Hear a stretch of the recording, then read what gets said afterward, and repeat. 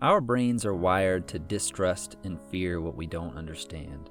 All you have to do is flip off the lights at midnight and your imagination will frantically whisper that some mysterious monster is lurking in the dark. Horror movies have made this paranoia the foundation of the genre. Mysterious monsters slaughter the innocent by the dozens, generally motivated only by an insatiable appetite for violence. They can't be reasoned with, they can't be understood. All they want is to kill you, and there's nothing you can do to stop it. But then there's Annie Wilkes from Misery.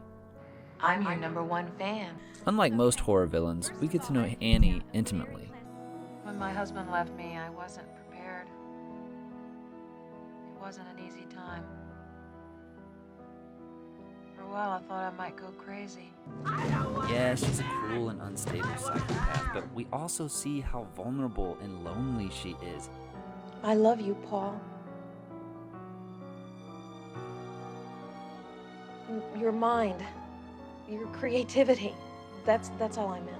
Far from craving violence, Annie really only wants to be loved, but her violently obsessive compulsions have made her unlovable. Beautiful. She doesn't kidnap Paul Brilliant. Sheldon because she wants to see him Famous suffer. She just wants him to be her #1 fan. You'll never know the fear of losing someone like you, if you're someone like me.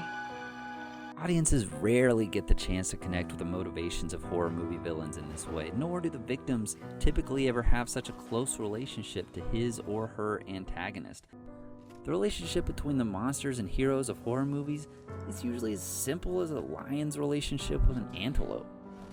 But Paul needs Annie, No, it wasn't a and miracle at sadly all. for him, she needs him too. In a way, I was following you. The lack of mystery wasn't in any relation to secret to me. Annie You were doesn't staying make at her Silver less Creek. scary. In fact, I think it I'm your only makes her #1 fan more and all. horrifying. This is one of the most infamous moments in horror movie history, and it's not a jump scare or even especially gory. Annie, whatever you're thinking about doing, please don't do it. With the exception of a split second of violence, all of the horror comes from Sheldon reacting to Annie, begging her not to do this. Trust me. But the audience knows Annie so well at this point. We know what she's gone through and what she fears and what she needs, and we know that nothing he says will stop her. And most disturbing of all is the knowledge that she's only doing this out of a twisted sense of love. God, I love you. I think audiences crave this kind of deeper understanding when it comes to their villains.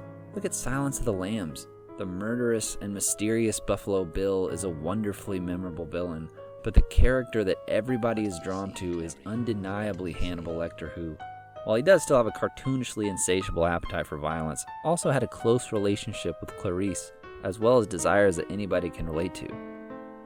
People will always love stories about pure evil, and I'm not saying those tropes should go anywhere, but I do sometimes wonder how much farther the horror genre could push things if more of its movies tried to put us inside the mind of the killer.